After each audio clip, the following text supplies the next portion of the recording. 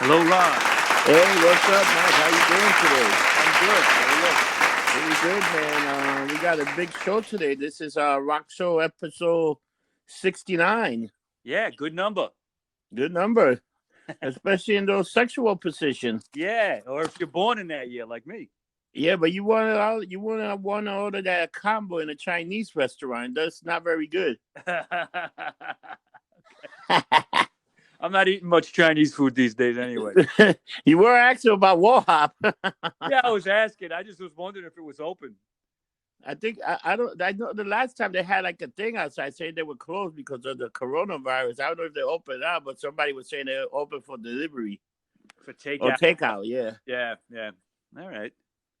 All right, Mike. So what we got today? We got a very interesting outlaw. Yeah, outlaw country guy named Merle Haggard. Yeah. Okay, and you know, maybe some people might question why we're doing country, but like a lot of country music you can hear in rock and roll, especially early stuff. It was definitely influenced by it. But the outlaw country genre, which is guys like Merle Haggard, Johnny Cash, uh, George Jones, Hank Williams, one, two, and three, Waylon Jennings, guys like that were kind of on the fringe of what country music is. They took it to different levels, and Haggard really, to me, even more than Johnny Cash, is an outlaw country guy because he actually spent a lot of time in jail. Oh yeah, he was in and out of jail. It was amazing, like how many times he went in and out. And I'm not taking anything away from Cash. I idolize Cash, but the thing is, Cash had this image, and a lot of it was based on just rumor. Okay, people thought that he was in jail because of Folsom Prison Blues and stuff like that, and he did do some short jail time for stupid shit like pill possession and stuff like that. But Merle Haggard did some hard time as a kid. He was in San Quentin as a young man, uh, and that molded him into what he became as an outlaw country performer. You know what's funny? Later on in his career, he sings a song about missing Johnny Cash. Him and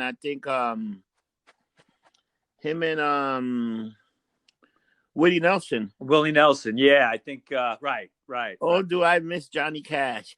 Well, don't we all? I mean, Johnny was an amazing performer, songwriter. I listen to his music all the time still. You know. You want to hear something fascinating about Merle Haggard? He was born April 6th and died April 6th Yeah, he died on on his his birthday. 79-year-old birthday. Yep, he died on his birthday. That's always sad when that happens, right? Yeah, what did he die of? Like Pneumonia. pneumonia? That's what it was. It wasn't emphysema or anything. Cause Well, he had complications. The guy had I think in the mid 2000s or late 90s or something. I think the late 90s. He actually had lung cancer, and they removed part of his lungs. oh shit, yeah. So he was in a weakened condition. He still performed after that. Okay, but and I guess as he got condition worse and all that, we got pneumonia. Wow. Yeah. All right. You know, So you want to but get you know what? Let me one more thing yeah. before we get started. You know what's the other day? Like he was originally for Oklahoma, but for a guy that lived in California all his life, he really was a really good country singer. Yeah, well, because he admits that he heard stories of his country roots in Oklahoma, even though he wasn't born there. But his parents had moved there during the Great Depression from Oklahoma to California, Yeah. and like all parents in that generation, they all struggled to bring home food. Okay. And he lived in a weird place in a Santa Fe Railroad, which we're Yeah. gonna talk about that. That's interesting. So Yeah. Yeah. So, my like you said, he was born April 6, 1937, in Oildale, California. Now, his parents were James Francis Haggard and Flossie Mae Haggard. Okay. yeah. Originally came from Trecaton, Oklahoma. Now, they moved from there to California in 1934, victims of the Great Depression. There was a lot of movement in those days then. People looking for jobs, people looking for better lives than where they were.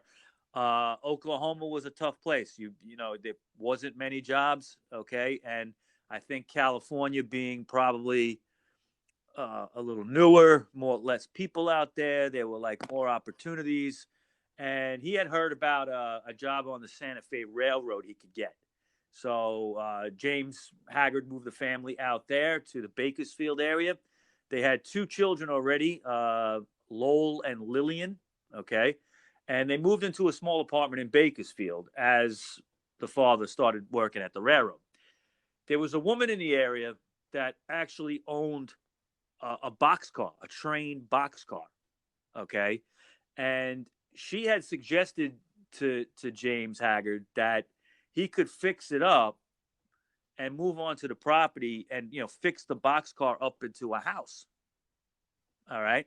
Now it sounds funny, but I mean in those days, rent was expensive, just like it is now. Except you weren't making any money. This was the Great Depression, so it was like, why not? I'll fix this place up and I can live in there. I'm sure it really didn't cost much to do. So Mike, you want to hear something? You can still go over there, Bakerfield, and that thing is still standing. Yeah, and people know that that's where Merle Haggard was born. It's like a weird tour, but the neighborhood is still not good. No, well, it's that area I think has changed a lot over the years, up and down.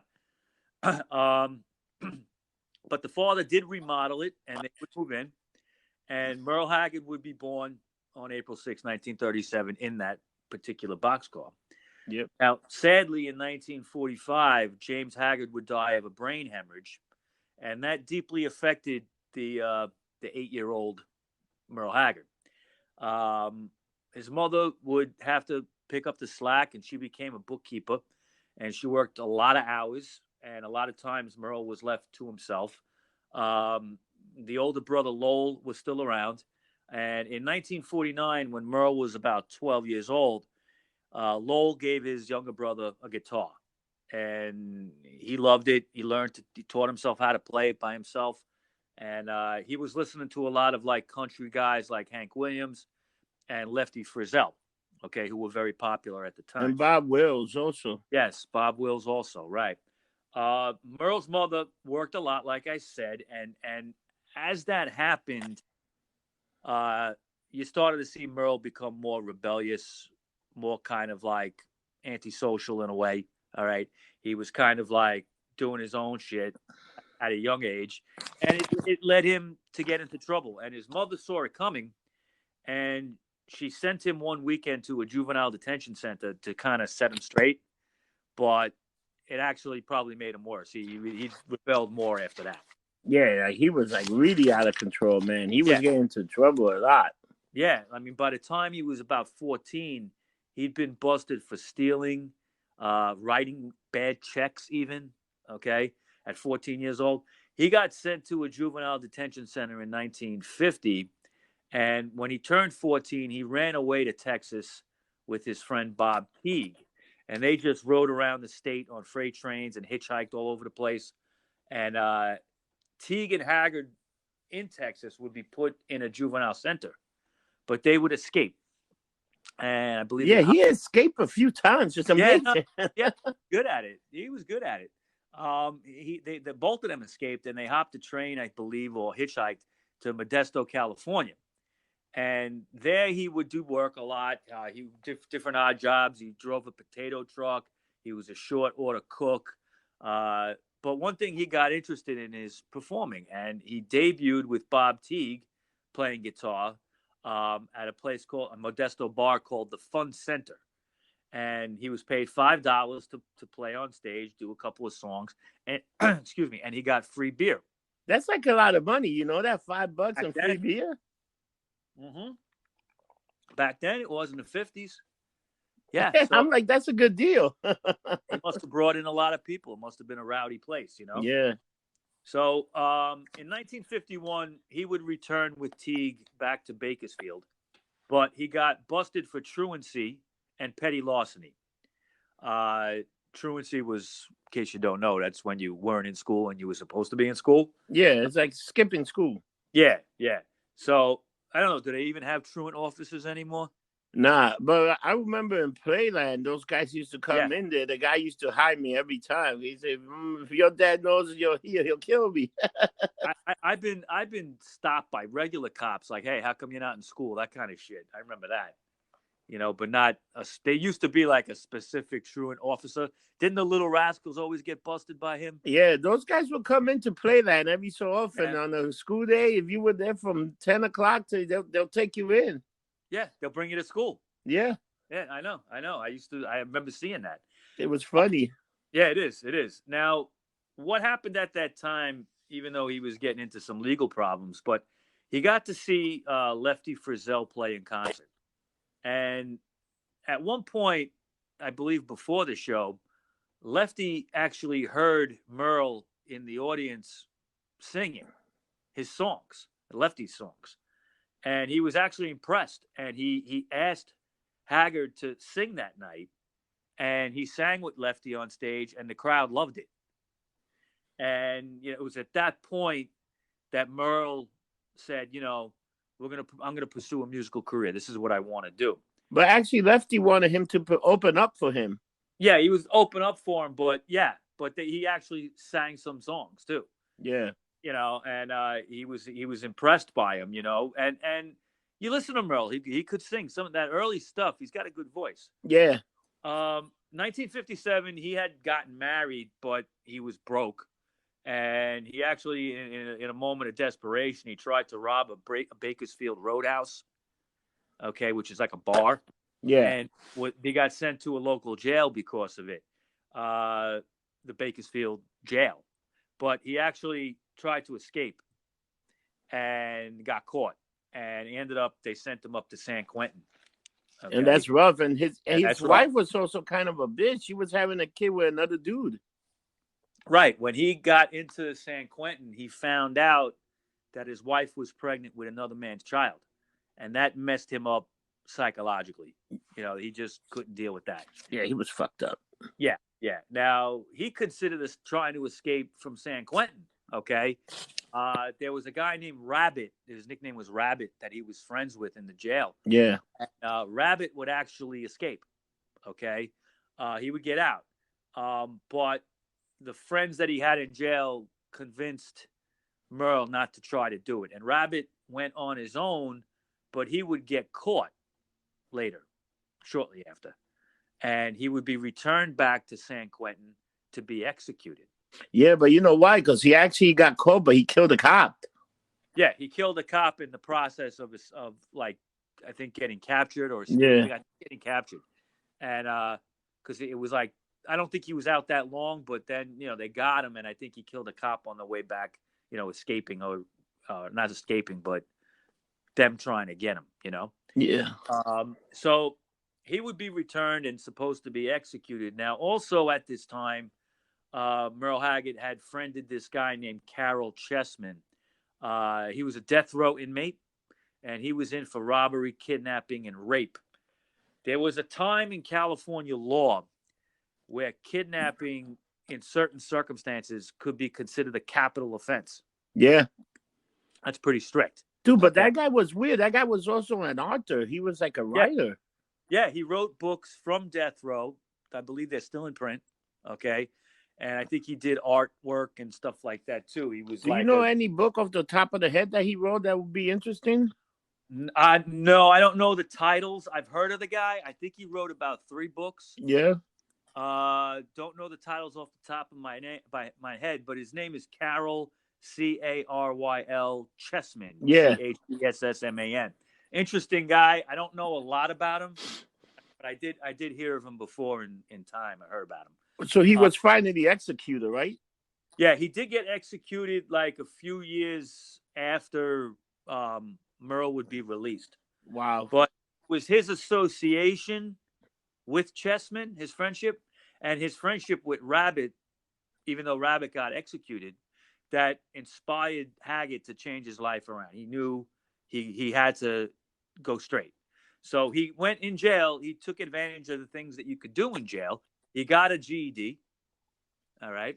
And he was keeping a steady job that he had in the jail. Sometimes with him, he couldn't keep a job even in jail because of his actions. But he was walking the straight and narrow. He kept the job. He was also inspired by Johnny Cash because Cash played San Quentin in 1959. Yeah. He would play San Quentin more than once. But that was one particular show in '59 when Haggard was there and he saw Cash. Yeah, it was like a New Year's Day. Right, he was totally influenced by him. This would all lead, fortunately, to him being paroled from San Quentin in 1960.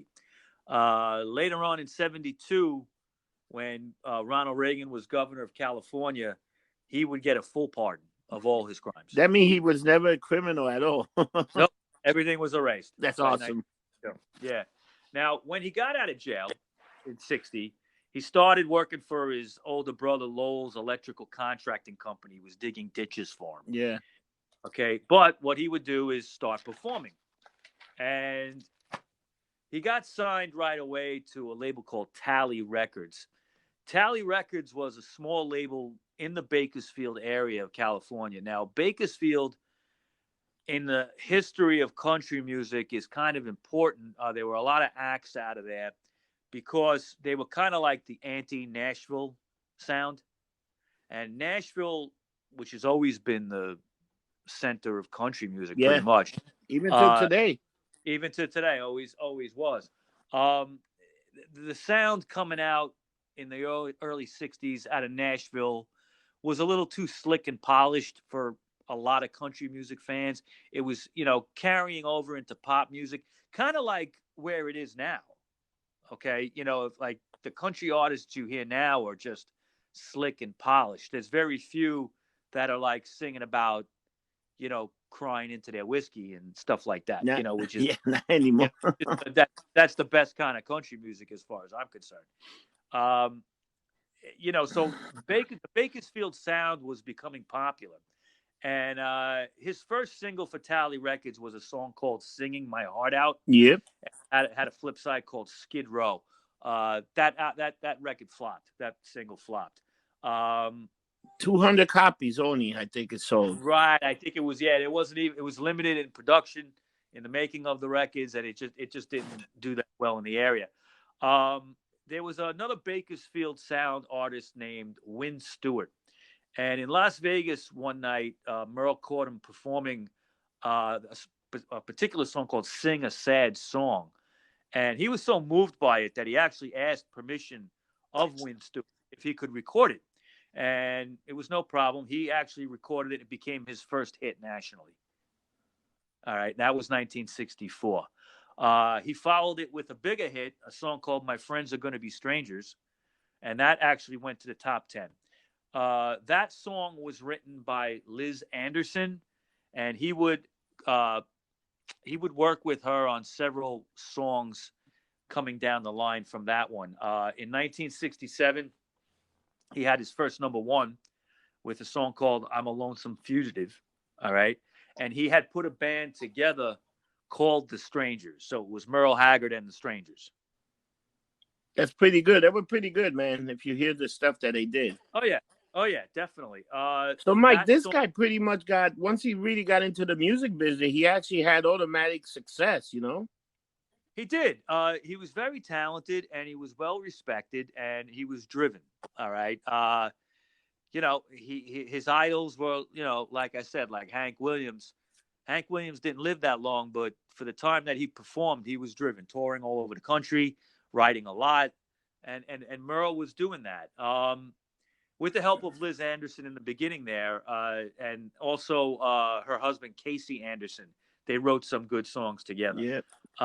One thing, though, that Merle was always afraid of early on is that it would come out about his prison time. Okay. I think people knew about it, some people, but for some reason it never turned into a controversy, considering that he actually was in San Quentin only a few years earlier. That probably just added to his legacy of outlaw, Yeah, some people, yeah. But I could see in those days, too, how that might work against you. In the way the country was then, like they wouldn't want your kids listening to that, a guy who was in jail. But, Mike, it's fucking Merle Haggard. We say that now, okay? But 60 years ago, it could have went a different way. Oh, yeah. I think it's funny, man, It is.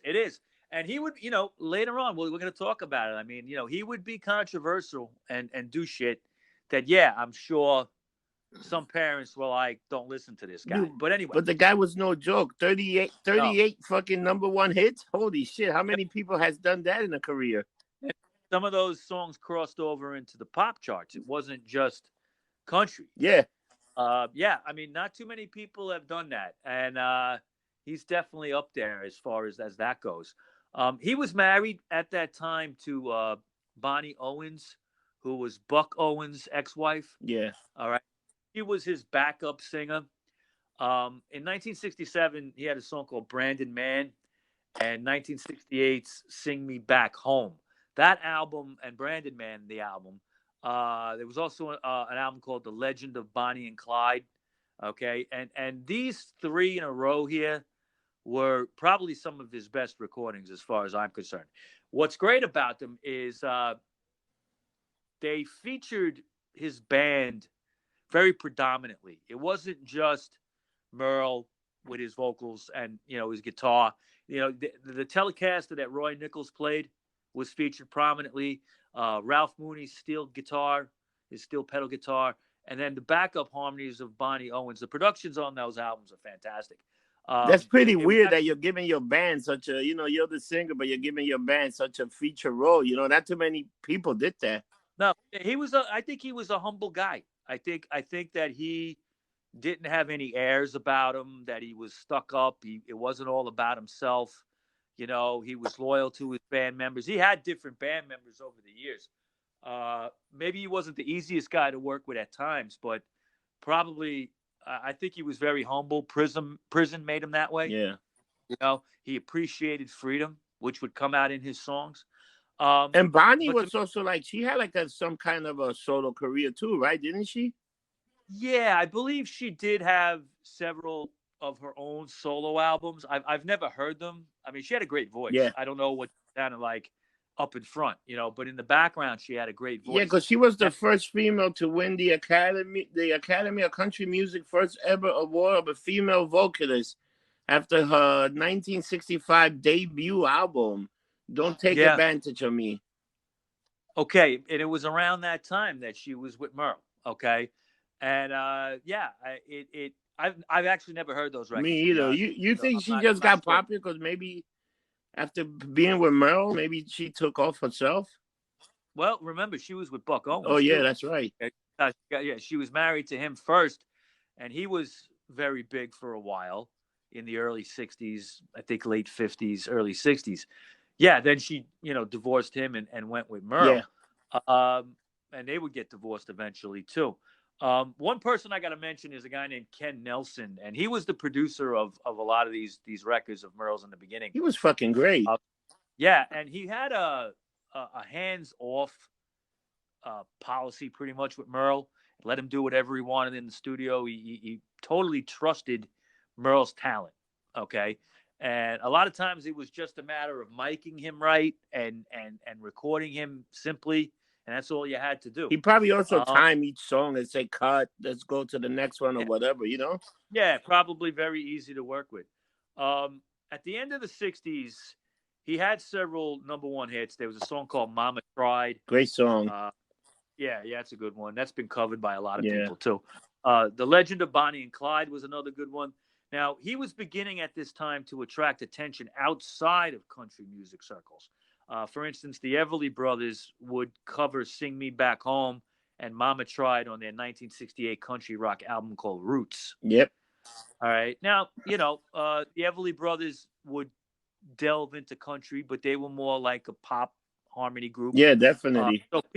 Now, one guy that was very influenced by Merle was the up-and-coming star Grant Parsons. Okay. And he would do Sing Me Back Home as well, and he would perform it on the Grand Ole Opry. That's huge. He did it live on that, which was huge. Yeah. That's a guy I'd like to do a show on soon, too. Yeah. Graham. Interesting cat.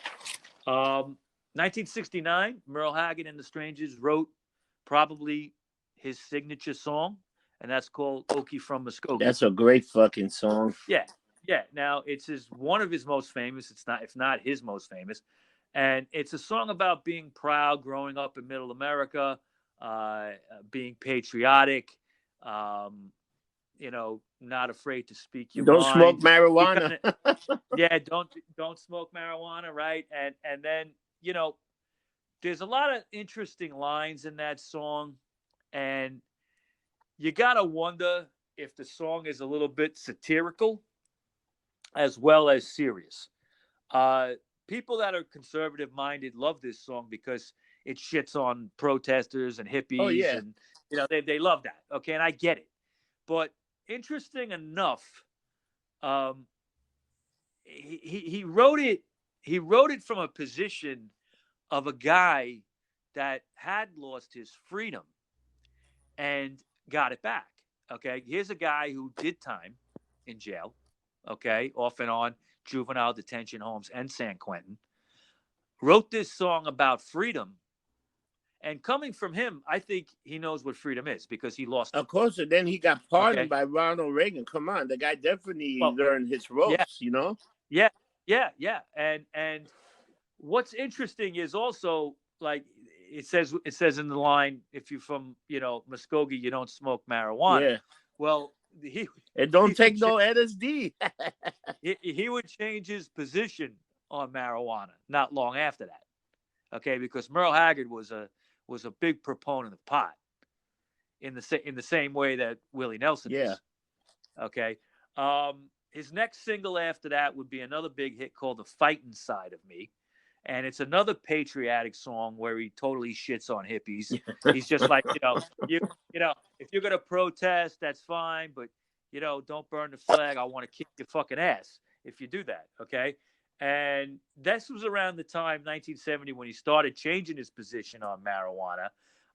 He started to believe it was kind of a government conspiracy to keep it illegal so they can lock people up and make money off it. All right. And I believe there's some truth to that. At that time, he didn't want to release that song as a single. Okay. At least not yet. He had another song in mind that he wanted to do, and it was a song called Irma Jackson. And it's a great song. It's a song about a white guy who's professing his love for a black woman. Yep. Now, in the early 70s, that was controversial.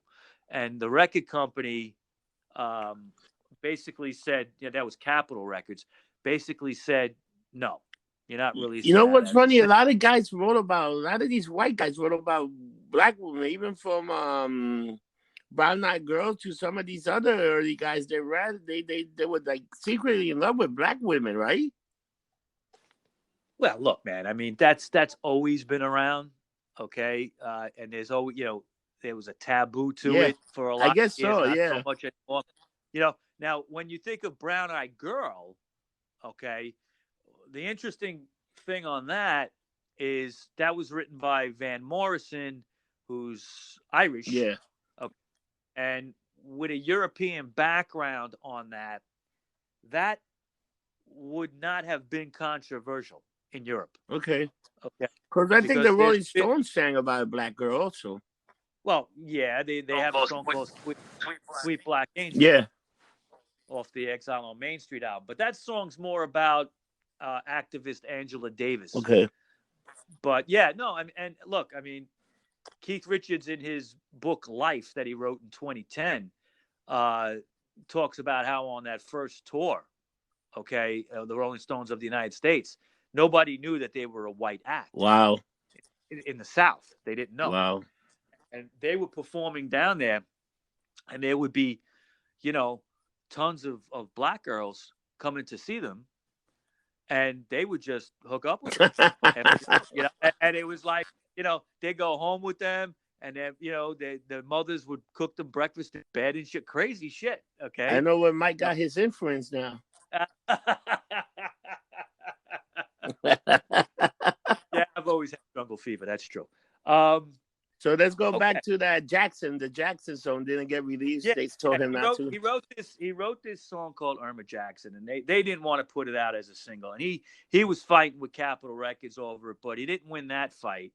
They ended up releasing the Fighting Side of Me instead. There was also a track called "I Wonder If They Think of Me." All right, and it came out around, I think, 73 or so. And this was a song about an American POW in Vietnam, and it kind of became an anthem for what was called the silent majority during the Nixon era. Yeah. Okay. Nixon in 72 had won by a landslide. I think he won 49 states. And, it was that word, that phrase, the silent majority, that got him elected. Everybody thought that he would be wiped out, but it went the other way. And there was like a pushback, and we see it today. Okay, like as much as people protest shit, there's always the pendulum swings the other way as well. Yeah, definitely. Yep. So now, even though his music was being praised in a lot of conservative American households, he was also starting to attract the attention of the American left. All right, because what they saw in his music, songs like "Okie from Muskogee" and "The Fighting Side of Me," Yep. this kind of like ironic levels to those songs that you got to wonder, like, is he being satirical or what?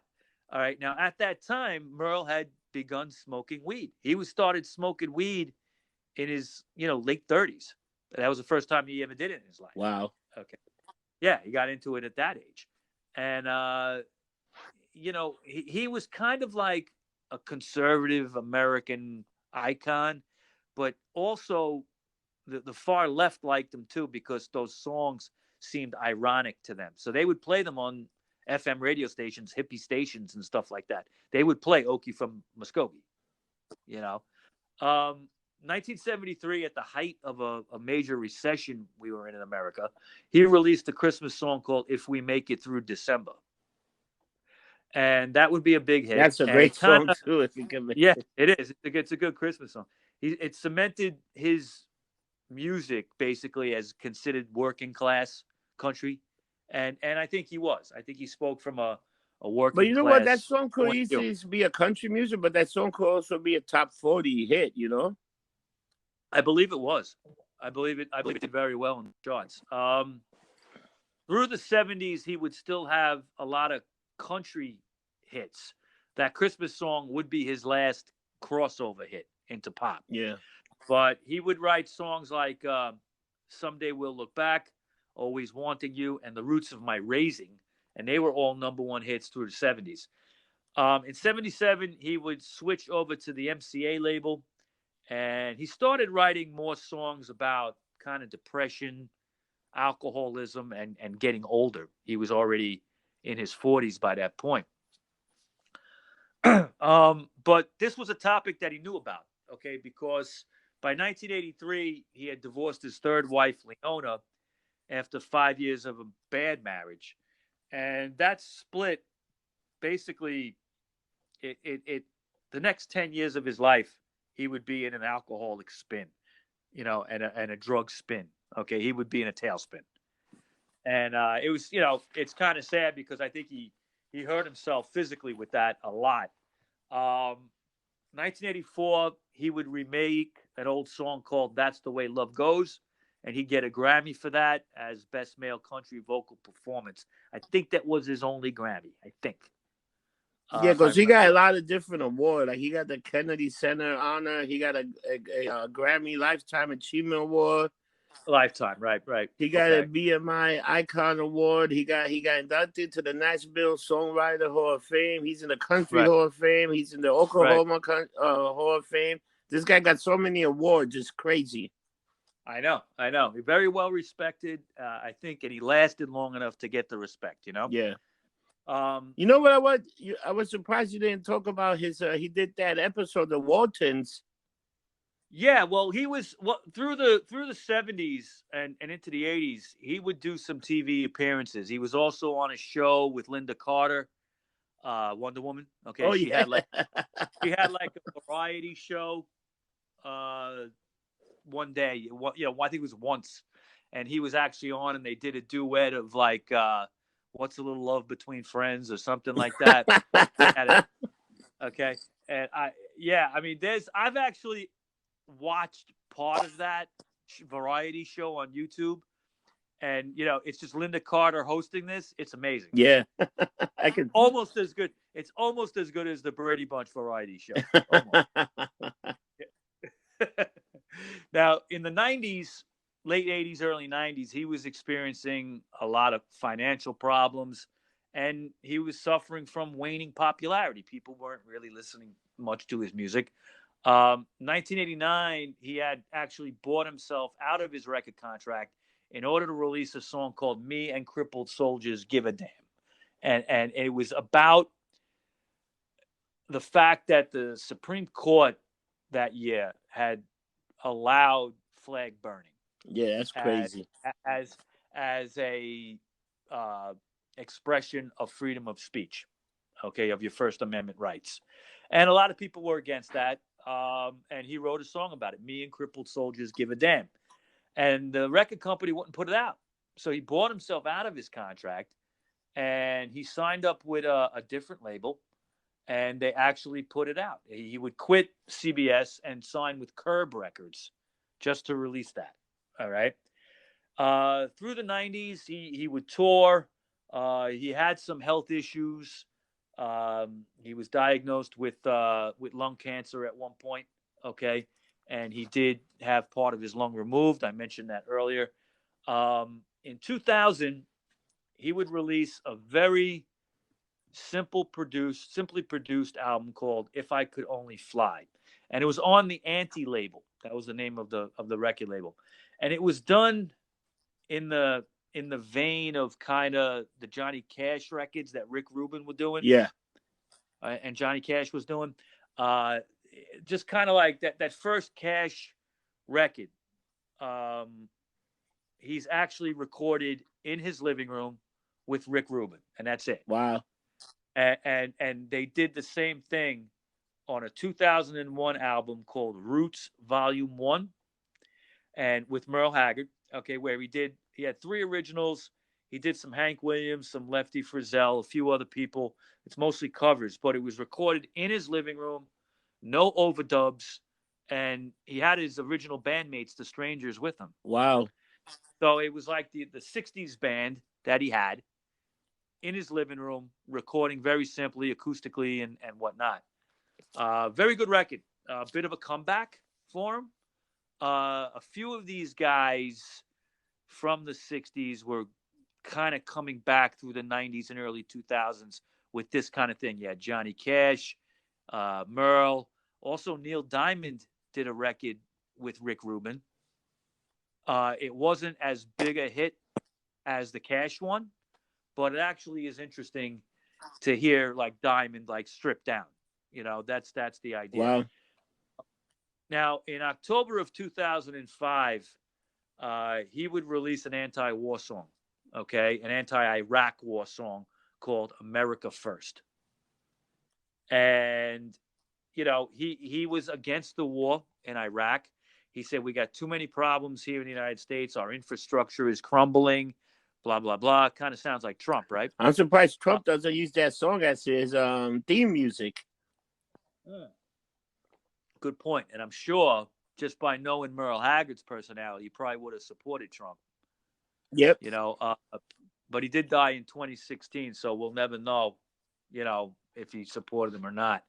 By 2008 and 2007, I should say in 2007, he actually recorded an album of bluegrass songs. Yep. Called the Bluegrass Session. That's a little bit different kind of country music, bluegrass.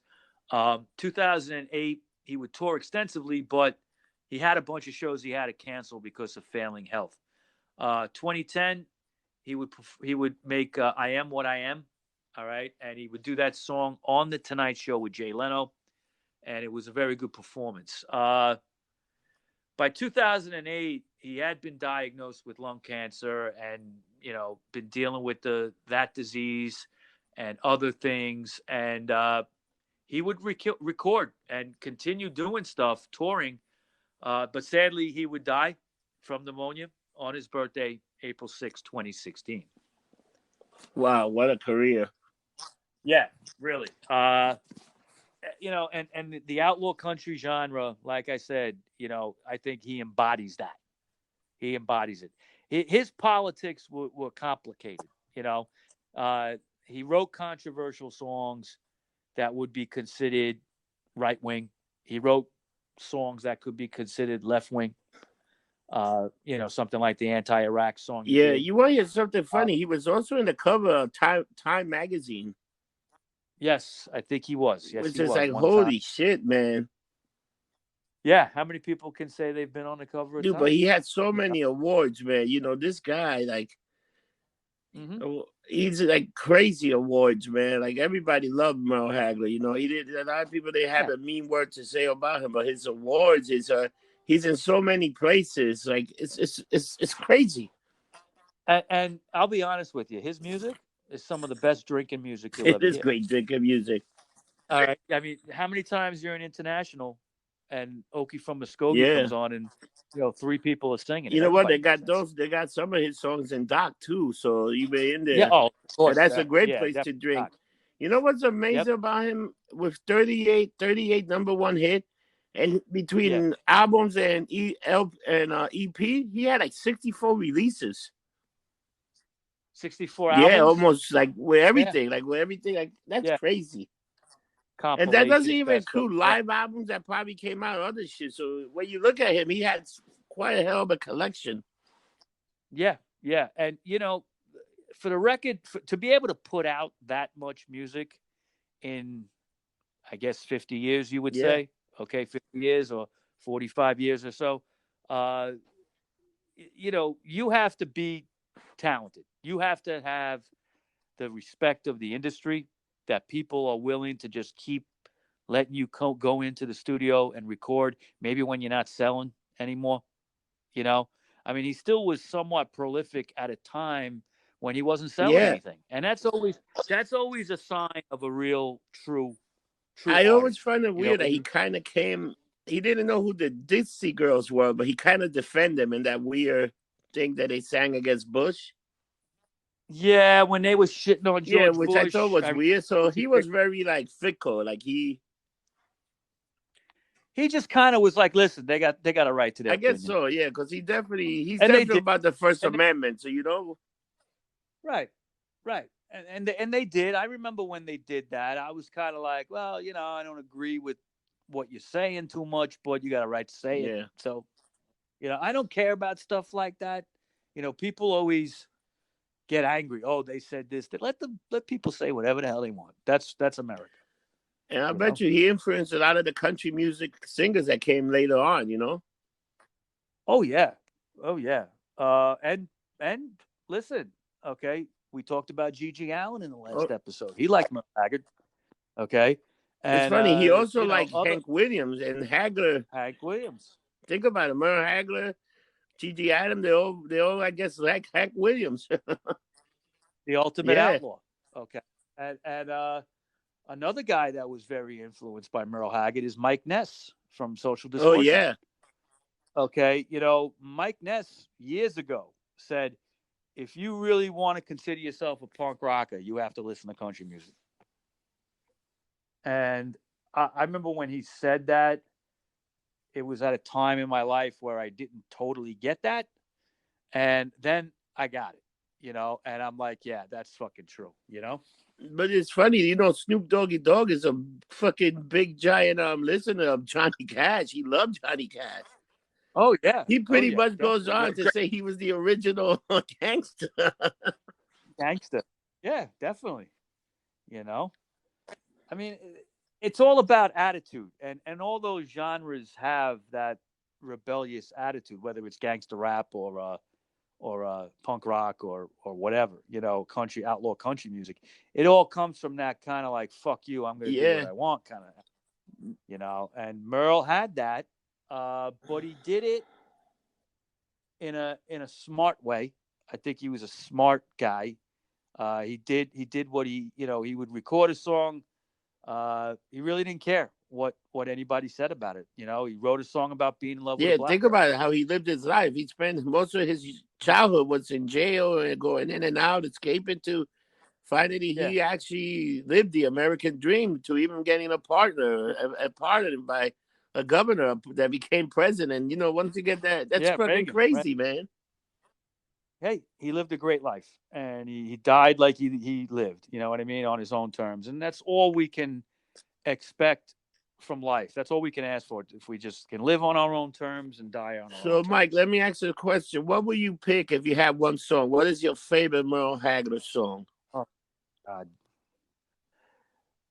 you know, there's a song called "Sing Me Back Home." I mentioned it. Yeah. Okay, that was an early hit for him. God, I mean, I could say "Okie from Muskogee," but that's I kind of love, like but you know popular. I like Mama You know, Tries, one of my favorite songs. my pride, and I'm gonna say "Sing Me Back Home" because so many people have covered that, and it's always just amazing. And it's a great song about a guy in jail and everything, and you know it's got similar themes. But yeah, I'm gonna say "Sing Me Back Home." You're gonna say Mama, "Mama I Tried." love that song. I could be anywhere and that Yeah, song plays, and I you love love it, it, man. right? It just takes me. It's like That's cool. because you know what? At the end of the day, it was his mama that, as much as she tried, if it wasn't for him, he would have never become the man that he was because he lost his father at a very young age. Right. She had to put the food on the table, so she became the mother and the Even when father. he sing "Hungry Eyes," which I Yeah, guess probably there were nights that the mother didn't eat. yeah, that right. That they went hungry. Yep. So think about it. Yeah. So at the end of the day, big ups to fucking Merle Haggard, man. Merle Haggard and his Yeah, mom I think too. this is the second country guy we did. I think we did Johnny Cash. Yeah, we did Johnny Cash. We did Merle Haggard now. I I don't know. I mean, should we I do think the another one? next one later on, maybe in August, we Maybe might. Graham Parsons. Maybe Graham Bob Parson. Parsons. I'm also thinking Willie Nelson. Willie Nelson. So there's two Okay. guys there.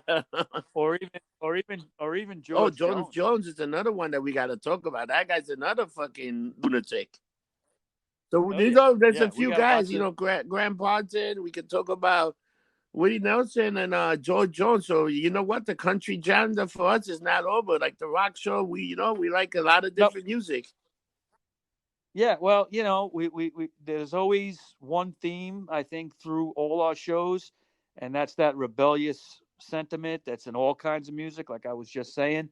We try to, I mean, I'll do shows about the obvious, but I also try to, do different shows with different bands, and everybody learns a little something. That's It's that's going to important. be interesting. Our That's next show is about Guns N' Roses. They were a band that pretty much, when everybody was listening to dance music, they came out with this fucking heavy metal that everybody's like, motherfucker, fuck this dance shit. We want to go back to yeah. heavy metal.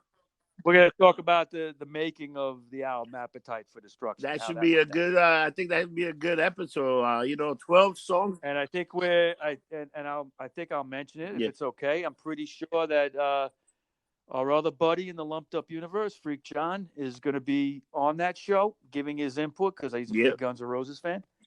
And we'll just get to that whole bottom of what went And into I making can that tell you, I album. was in Tower Record for the midnight sale of this album because MTV pumped it up.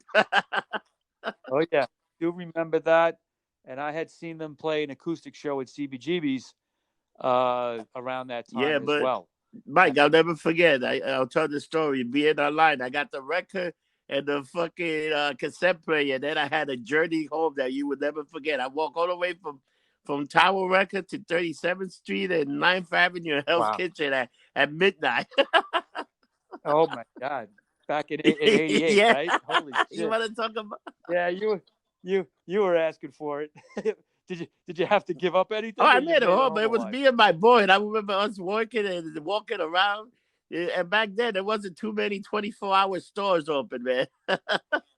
Right, right. It would be Yeah, it deserted was down there. crazy, man. I'll never forget that. Yeah, yeah. So, That's Mike, true. thank you That's for true. another great episode. This is episode 69 of the Rock Show, and Guns N' Roses will be 70s. So, Excellent. to everybody out there, have a great day, and remember, don't get drunk, get Get lumped drunk, up. get lumped up. Take care.